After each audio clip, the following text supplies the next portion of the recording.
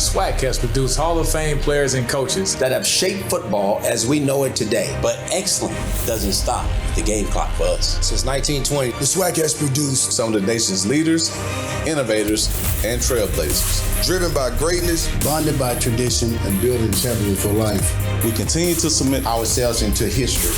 Baby, we are the SWAC. Hey everyone, welcome to Cricket SWAC Gameday, presented by Pepsi Zero Sugar. I'm Tolly Cart in Atlanta. We are officially in crunch time when it comes to the postseason possibilities. The East isn't over, but Jackson State is in the driver's seat. Out west, the top spot is the best game of hot potato that I've seen in a while, man. Now, we may not know about the SWAC championship until we finish devouring that turkey in a few weeks, and the turkey salad and the turkey sandwich and everything else. Just make sure you have your hot sauce on deck. You know how those supply chains have been working, all right? Today's show is brought to you by Cricket.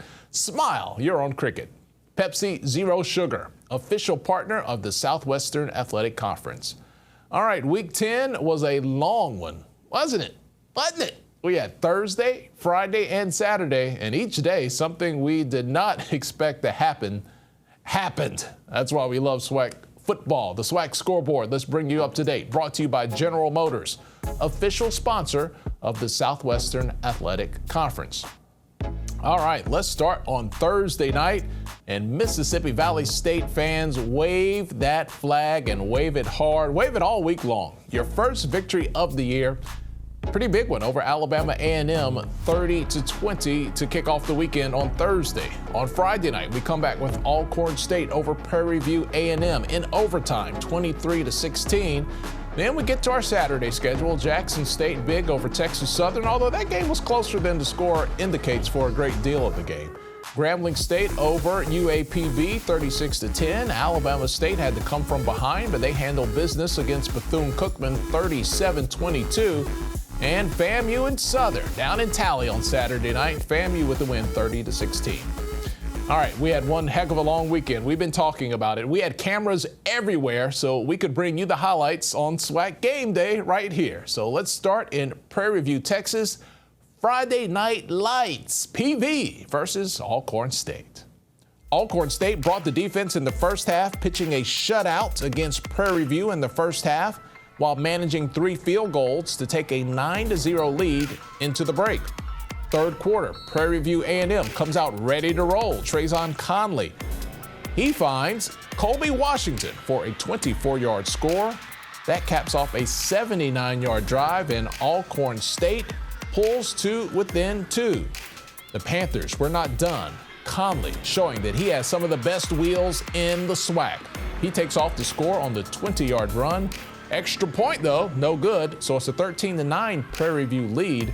Tack on a field goal to start the fourth quarter, and the Panthers up 16-9. Alcorn State would score its first touchdown of the game midway through the fourth quarter, and it came on the back of the running game. Jarvion Howard, 29 touches, $125 for the game, but it was Javonta Leatherwood who bullied his way to a 5-yard touchdown run here. We're tied at 16. Neither team could score in the final 6 minutes, so we are headed to overtime. In overtime, Alcorn State gets the first chance to score. What might have been the impact play of the game, Manny Jones, he was Manny Fresh on this run, reverses field, no guts, no glory. He rushes 22 yards down to the 3-yard line. That's a layup for Howard, who makes it into the end zone on his second attempt. Prairie View gets a shot, but the Alcorn State defense put its stamp on this game when it mattered the most. Prairie View did not gain a single yard on its last series. In fact, they lost 9. And Alcorn State seals the win with the interception in the end zone. They take the victory in overtime, 23-16. Now, chronologically, we actually got things started on Thursday last weekend, and you knew it was only a matter of time. Mississippi Valley State was creeping on a come-up. Mississippi Valley State versus Alabama A&M, and there was a surprise waiting for the Bulldogs at Rice-Totten Stadium. Jelani Eason finds Cameron Gardner on a 2-yard touchdown and a 7-0 lead. Alabama A&M responds in the second quarter. Quincy Casey and Marquez Beeson hook up with the 56-yard score. We're tied at 7. But Valley was not done. Before the half, Easton finds Ja'Cory Rankin. That's a 21-yard pass play, and those Delta Devils up 14-7. Valley extends the lead with the field goal just before the half and one more early in the third quarter. Bulldogs now trailing 20-7 in the second half. Both teams would exchange touchdowns as the third quarter rolled along, and Valley would tack on another field goal with 37 seconds left in the third for insurance and a commanding 30-14 lead. A fourth quarter touchdown pass from Casey would tighten up the score a bit, but that was all she wrote. A series of defensive stops to end the game, and Mississippi Valley State wins it 30-20. All right, here is the rest of the story. A four-way face-off we had on Saturday. Over 200 points. Over 200 points of SWAC offense on Saturday alone was put up on the scoreboard. Let's check it out. As seen on HBCU Go, Alabama State at Bethune-Cookman for its homecoming festivities. Demetrius Davis got the party started for Alabama State, a 15-yard run for the score, and an Alabama State 7-0 lead. Bethune-Cookman comes back behind Quashawn Bird and his 10-yard touchdown run. A safety. That's always fun. 9-7 Bethune. In the second quarter, Jalen Jones on the move. That young man is fast. 13-yard score. The Wildcats are up 16-7. We'll go to the third quarter. A pair of field goals has tightened the lead. Alabama State trailing 16-13. A punt is in the air. Santo Dunn back to field the punt, and Santo is gone. I mean, gone. Alabama State takes a 20-16 lead, but the Wildcats are not done. Jones finds Kamari Averett, a 6-yard touchdown pass, 22-20 Bethune, but Alabama State says enough is enough already. 3 unanswered scores, 2 of them utilizing the arms and legs of Demetrius Davis. He was one of the top dual-threat quarterbacks in the country out of high school. You can see why. Alabama State pulls away with a 37-22 win. UAPB at Grambling. Not a lot happening in the first half. C.J. Russell with the only score before the break. An 8-yard run in the first quarter has Grambling up 7-0. In the third quarter, business is about to pick up. Maurice Washington was taking no prisoners at all. First play after the break, Washington breaks them off a little something. Actually, a whole lot of something. 75-yard touchdown score. He wasn't done. Washington with the ball again, and man, that's just not fair. Not fair at all. Turf, air, opportunity. He's gone. 56-yard run and the score for Washington. It's a wrap, boys and girls. Graham fam wins it 36-10. Jackson State came into town to Houston to take on Texas Southern, and with PV losing to Alcorn State, this was a game that, maybe it might be a trap game. Texas Southern might come out different than a lot of people expected. First drive, first possession for Jackson State. Travis Hunter already putting dudes in a blender, already. But even with that high-flying powered offense by JSU, Derek Tucker flies in right here, almost gets the sack, but bats the ball down, which is called dead at the spot. Whenever Shadur is rolling and Savon Wilkerson is doing stuff like this, they are going to be very hard to defend and stop, man. First touchdown of the game, 7-0 JSU. But Andrew Body in that TSU offense was not looking to go out without a fight. He dumps off this pass to Tavares Acne for a first down. So now TSU is backed up in their own yards on third down, and now Andrew Body is rolling out trying to find somebody open, but almost throws an interception. This forces a punt. And after the TSU punt, JSU takes no time to get down the field. They go with a flea flicker that frees up DJ Stevens. He gets a great block from Shane Hooks right there, and he runs it in for the second touchdown of the game. 14-0 for JSU, and JSU is looking real dominant and real unstoppable on offense. I wonder what TSU gonna do to counter it. Let's find out. And if you guys are questioning if Travis is that guy, well, let me show you. Look at his hips, look at his feet. He's stride for stride with his receiver. He is closed off on that side of the field. But on the other side, they get a bomb over the top. And TSU took no time to punch this thing in there. Ja'Cory Howard hits his defender with a nice spin move, breaks another tackle, and runs it into the end zone. Now it's a game, 14-7 JSU. But like I said, man, that man Savon Wilkerson is literally a human bowling ball. You cannot get him down to the ground. And I'm pretty sure you've already seen this clip on our Instagram. If you're not following the Instagram, go follow it at HBCU Gameday. But Travis Hunter just makes this dude go flying out of my screen. And I'm wearing a wide body lens. So if he got through out the lens, that just lets you know that he really went flying. And man, what else do I gotta prove to you guys, man? Just look at this. Savon Wilkerson goes under the defender. He just goes under all the defenders and runs it in for a 60-yard touchdown. That man is different. And with the score being 21-7, JSU is looking to hold this game out as they stuff the run right here on 3rd down. But on 4th down, TSU lines up, goes hurry up, and they give it to Ja'Cory Howard, who finally picks up that 1st down for TSU. But on 4th and short, TSU decides to kick a field goal, and it's no good. That pretty much takes us to halftime, with the score being 21-7 with JSU up. 3rd down, JSU does up the pressure, and this forces a tip interception, but Travis Hunter actually drops it, so this forces a punt. But TSU gets down the field and Jackson State muffs the punt. So TSU gets the ball back right in the red zone. Can they score and make it a 1-possession game? Let's find out. I love the play calling here. Instead of just handing it off every time like Jackson State has been accustomed to, they go with a swing pass to Owens, who gets them a pretty good chunk of yards. Now TSU is right here at the goal line. All they got to do is punch it in. So they hand the ball off and he gets a 1st down on 3rd down, which is clutch. And finally, Ja'Cory Howard sticks his foot in the ground, makes 2 defenders miss on 2nd down, and scores a touchdown for TSU, 14-21. And JSU goes right back to the bowling ball as he just trucks a whole defender. This guy is a pro. And man, one of my favorite players in HBCU football is this guy right here, Shane Hooks. Just clears his defender, man. This guy has serious NFL draft potential, and if you guys are looking for somebody under the radar, this guy is him. And with JSU bringing the ball all the way down the field, Shedeur said, man, I had enough throwing the ball around the air. Let me go get one for myself, as he takes it in for a rushing touchdown. Now JSU goes back up by 14 and looking dominant. JSU gets the ball back, marches down the field, and you know who Shedeur is going to. His main read, his main option, Shane Hollywood Hooks for a touchdown. Now the score is 34-14. Shedeur gets the ball, drives back, still looking to put up some more stats as he drops it off to his tight end, DJ Stevens, who picks up a 1st down. Then two just drops back, finds his receiver, Shane Hooks again, who just hits a nice little cut move, and he's looking to take this to the house. He gets tripped up by a defender while he's on his way to the crib. But Shedeur said, man, you've been working all game for me. I'm going to give you another try. Throws it up in the back of the end zone. Shane goes up and gets it, scores another touchdown. And by this time, the game's pretty much over. It's 41-14. They hand it off again to Savon Wilkerson, who's trying to get another touchdown. You can see it on his face. He wanted that one bad. But that ends the game. Final score being 41-14, with JSU taking over with a dominating victory.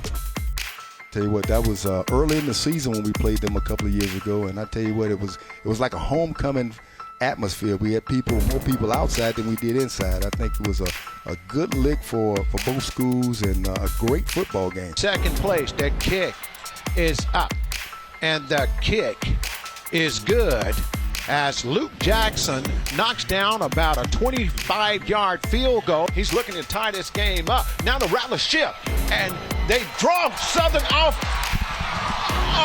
That's exactly what they wanted.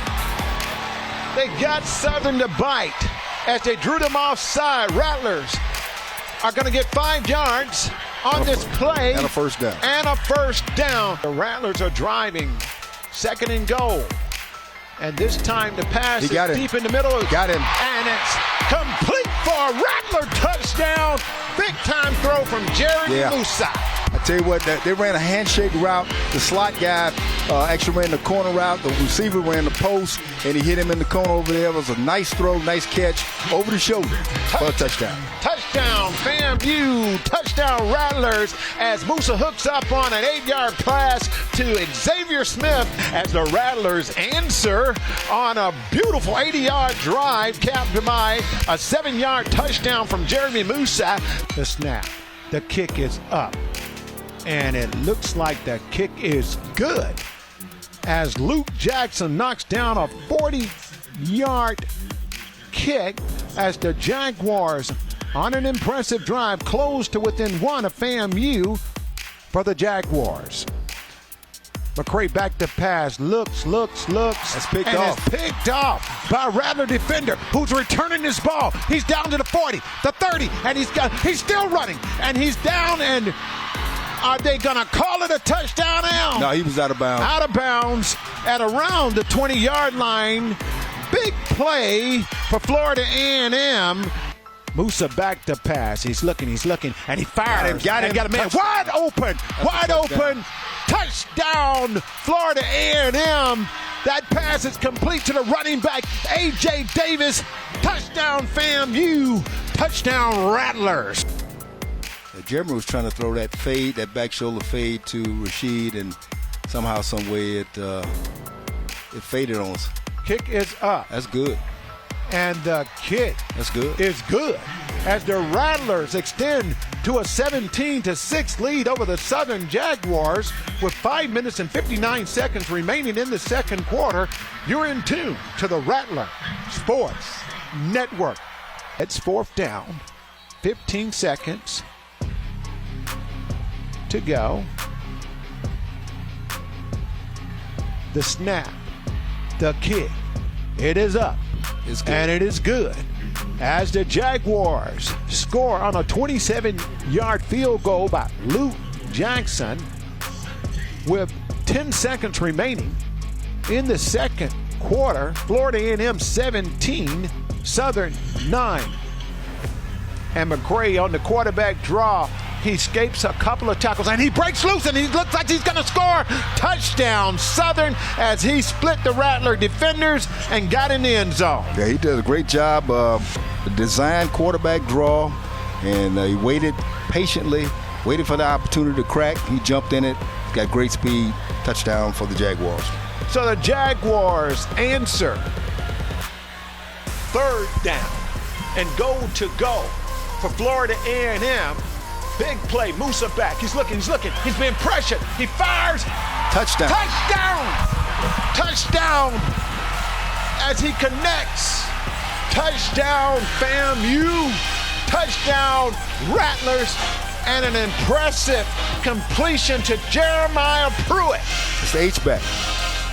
On a nice drive for the Rattlers as they extend to a 26-16 lead over Southern. Now they switch it back to the second down. McCray under heat has a man who's hit, upended, fumbles the ball at the 2-yard line, but I think they're gonna blow it dead right there. What a big hit applied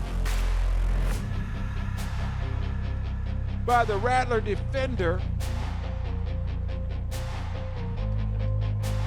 As they sort this out, Komani King with a big hit. 12 seconds remaining in the game. Al, what an impressive performance by this Florida A&M football team. No doubt about it. I tell you what, it came at the right time of the season. We needed that home victory against a tough Southern Jaguar team. And I tell you what, in all three phases of the game, I mean, you got to get a high grade, man. Offense, defense, special teams. I tell you what, great victory, a great win, great conference win as we move on to our next opponent next week against Alabama State. Time now to get into this Week 11 schedule. We have 2 regular season weeks left in the season, and then we have that classic week with the Bayou and the Turkey Day Classic. But a lot is on the line coming up here in Week 11. This weekend's schedule is presented to you by Rocket Mortgage. For an expert partner to help buy your new home, Rocket can. Prairie View A&M coming off the loss at home against Alcorn State. This weekend, it's time for a road trip. Interstate 30 is calling your name.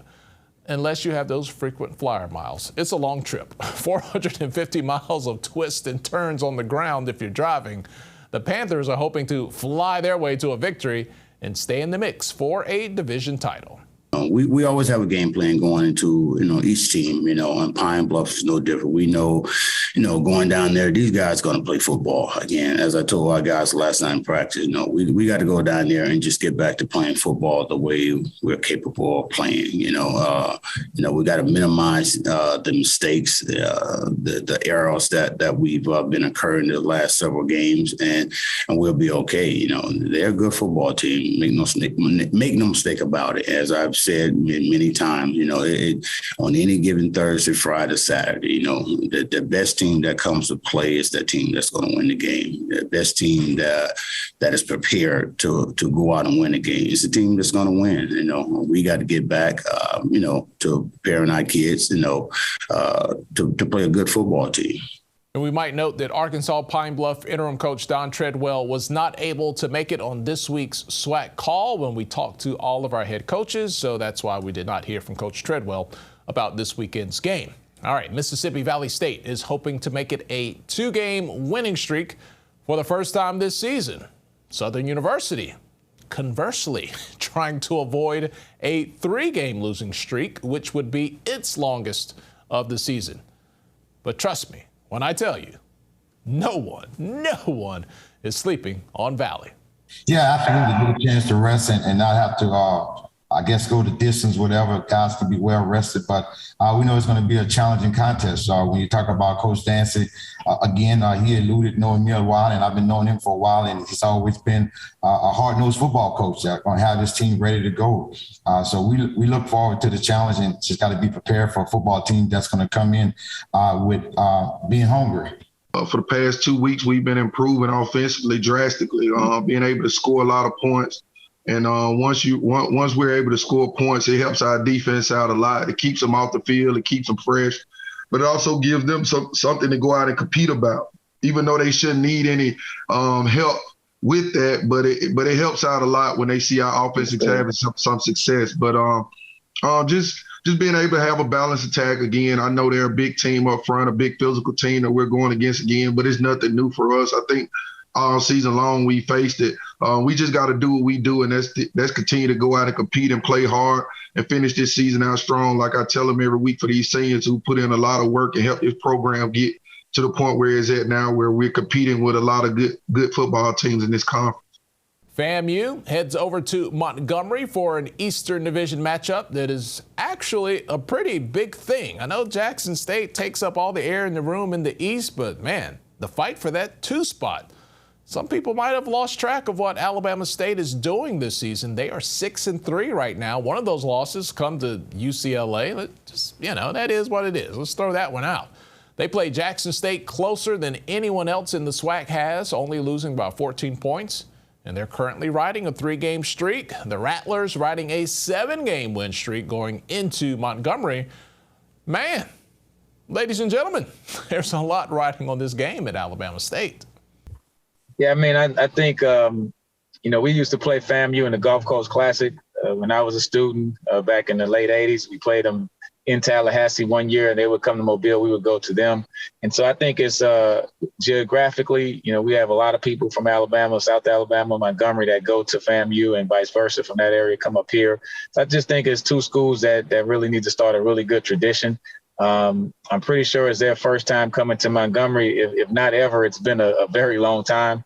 And so I think it's just going to be just a great home and home, playing them every year.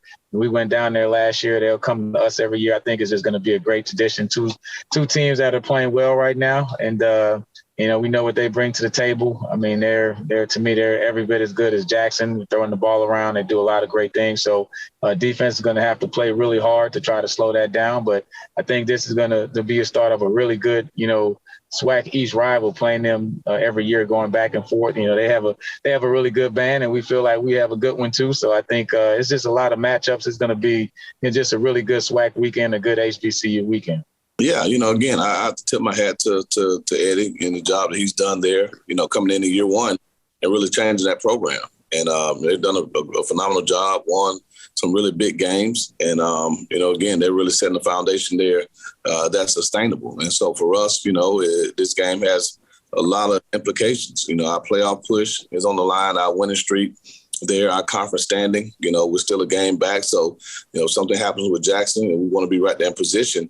And I think really the fact that we are 2 teams that have a lot to offer prospective student athletes, this game can have huge implications as far as recruiting, right? As to which program is, is top dog right now, right? And so there are enough reasons to get motivated for this game. And we talked to our guys about most of those, and we feel like we're on our way with the preparation to give ourselves the best chance to go up there and, hopefully pull off a big win in hostile territory. Our HBCU Go game of the week pits Bethune-Cookman and Alcorn State. The Wildcats, they don't have all the wins that they would like to see this year, but you see a team that's making improvements each week, a very entertaining team to watch. and definitely capable of putting some points on the scoreboard. Just have to put that entire game together. Alcorn State, they had some struggles this year, but as we saw last weekend, this team has not forgotten how to put you in a headlock and make you go nighty-night. Talk a little bit about Trey Lawrence, a sophomore, first start, getting into action. The fact, as you said, defense played really well, but he came in there and did everything he needed to do offensively, particularly not turning over the ball and giving your team a chance as they came out on top. You know, Trey is a excellent kid. Practice extremely hard in terms of what we asked him to do during the course of practice week, preparing himself for a start each and every week. You know, that's why we prepare our young men to play as if they're going to start every week. So I think he's prepared himself for it. Got in a little bit down at Grambling the week prior to going to Prairie View. Came in, did an excellent job. Came in and took control of the offense and ran offense very well. I think we put him in position to be successful for one in those terms. Like I say, he didn't turn the ball over. Understanding the importance of not turning it over leads to wins a lot of times, and we didn't turn the ball over. So I think he played a pretty good ball game as we managed him in the course of the ball game in terms of what he had to do to be successful. First start on the collegiate level, I thought he did great, handled the pressure very well. Everything the Prairie View sent out of me, he stood in there strong and threw the ball well, and if he had to escape the pocket, he did that too. So very proud of the young man, his first start on the collegiate level, being able to come out with his first win as well. I thought, Jalen's play has been great. We've just been trying to get him to understand that he has to get down sometimes. I think sometimes he thinks he's a running back. He want to run over people, but we have to make sure that he gets down and he does what he needs to do to protect himself. But I think he's played solid. 2 games before, he had a couple of turnovers, just trying to force some things. But at the end of the day, he does exactly what he needs to do to I think help move this offense down the field. And he's been doing that so far. All right, your boy here. TC is going to be with you guys on the broadcast this weekend for Jackson State versus Alabama A&M in Mobile. Now, you might remember last year's game. It was Alabama A&M's homecoming, and there was something about a scooter or something. And it's actually pretty funny, depending on which side of the scooter you fell on, but it was all in fun. Jackson State definitely got the last laugh on that one, but it is a new year. Not as much chatter this year as it was last year heading into this matchup, but it's still the game that a lot of folks will be looking forward to. Man, I'll be honest, I don't know. Coach Sanders has done a tremendous job in putting together that team. The team is better than the team he had last year. Of course, Shadur is playing excellent quarterback. And when you got a quarterback, man, it always gives you a chance. And he got the best in the league, and he gives them a great chance to win every week. He got two, 3 running backs that they go to that all are capable of getting the job done. He revamped that offensive line from last year. It's even better. You got 4 wide receivers that you can go to. You got Travis also Hunter that plays some wide receiver and DB. Then you go to the defense. It's got the best defense in the nation. The number 1 defense in the nation, give up like 7-8 points a game. That D-line is tremendous. And, of course, they led by Aubrey Miller Jr. at linebacker, the best in the business. Then that secondary, those guys just play lock up, man. I got him. You got him. Let's go get it. And they're doing a tremendous job. They don't allow a lot of points and or yards, and that matter. They number 1 in everything. So it's going to be tough. It's going to be tough. We look forward to the challenge. We're going to show up in Mobile and give it our best and see if we can't keep this thing close and see if we can't make a play in the 4th quarter. I want to be a lot more consistent. We need to lessen the penalties, the self-inflicted wounds. I mean, we had some penalties at some very opportune times, which troubled us a bit. And we can't fall prey to that. We got to be truly dominant. The way we started out the game, we got to continue that throughout the whole game. And it would be crazy the way we could perform. We're still chasing that, having a valiant effort offensively, defensively, as well as special teams. But we have all the intangibles. We have to put it together. And I know it seems crazy that we're sitting where we're sitting. I'm still saying we got to put it together, but that's how we go about our business. That's how we practice. That's how we prepare. That's the expectation. I haven't falsified anything from you to you guys, you and you ladies. You know, from day one, I've been saying we got to dominate. That's the only way we're going to get to the ultimate goal of these guys going into the NFL and us winning it all is to be dominant. And that's what we're chasing right now. Grambling versus Texas Southern. Don't look now, but the hottest team in the SWAC West is Grambling. Winners of 2 straight and averaging 35.5 points per game in those 2 wins. Texas Southern, they just had its 3-game win streak snapped by the unbeaten Jackson State Tigers. These are 2 good teams right now. Absolutely. I think the team has definitely gotten better. And I think once we settled on a quarterback, I think it really gave the players an opportunity to rally behind that particular player. And Calvez has done a good job. He's won games. And so that's what we're looking for. At the same time, he's got to continue to get better. He's got to continue to get better in our system and how we do things. And I'm sure he will. But I think our football team is a team that's, on the rise right now. I think our guys have worked extremely hard. I think, as I said a long time ago, they're getting to understand what we're looking for as coaches, and we know what we have as players. And I think that's starting to gel right now. I think that's what we're all seeing. Yeah, it's very important for us because it's the next game, and we want to win the next game on our schedule. Since I've been here, we hadn't had a win over Grambling State yet, but we have another opportunity. They're playing extremely well. We feel like we're playing really well. I think it's going to be a tremendous matchup with a lot on line. If some things happen later in this season, who knows what'll happen as far as the SWAC West standings go. Our guys are focused on the end of this week, the game at the end of this week, and whatever happens at the end of the season won't matter if we don't take care of business this weekend. All right, it's time now for the SWAC Players of the Week from their performances in Week 10. Our Players of the Week brought to you by Pepsi Zero Sugar, official partner of the Southwestern Athletic Conference. Grambling State's Maurice Washington and Joshua Reed, along with Alabama State's Santo Dunn and Jackson State's Savion Wilkerson. They are the SWAC Football Players of the Week. Let's start with offense. Here's to you, Mr. Washington. Wow, breakthrough game, to say the least, for Grambling on Saturday. He had 10 rushes, 201 yards. Now, you saw the touchdowns earlier. He averaged 20.1 yards per rushing attempt. That's like 2 first downs, like a first down in here. You can borrow one of my extra first downs. On defense, his teammate Reed, he paced Grambling State's defense in Saturday's win. 14 total tackles, 8 solo tackles. He chipped in with 3.5 tackles for a loss for 12 yards total. Specialist of the week, Santo Dunn, transfer from Morehouse. He had 137 combined return yards for Alabama State. He returned 2 punts for 95 yards, including that 70-yard return for a touchdown.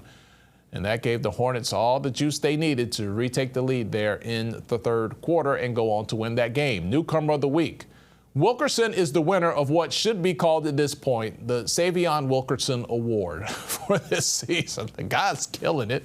He is a newcomer, so he wins it all the time, and you can't argue about it, because you'd be wrong arguing about it. On Saturday, he rushed for a career high 214 yards to go along with 2 touchdowns during Jackson State's win over Texas Southern. That 200-plus yard rushing game, the first by a Jackson State player since 2019. Pre-pandemic, we're talking here. All right, let's take a look at the SWAC standings heading into the final 2 weeks of the regular season. SWAC standings brought to you by General Motors, official sponsor of the Southwestern Athletic Conference. Jackson State leads the way. They are unbeaten, 6-0 in conference play, 9-0 overall. That second spot, man, it's one to watch. FAMU Alabama State, right now FAMU has it at 5-1. Alabama State is 4-2 in conference, but they meet this weekend.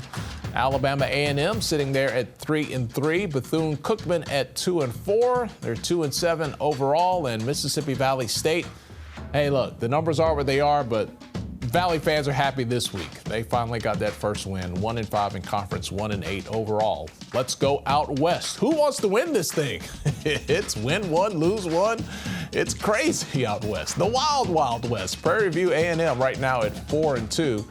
Southern at 3-3. Texas Southern at 3-3. Alcorn State 3-3 in the division. Grambling State at 2-4, and all of a sudden they've caught fire. And UAPB sitting there, they are 0-6 in the conference, but 2 wins on the year at 2-7.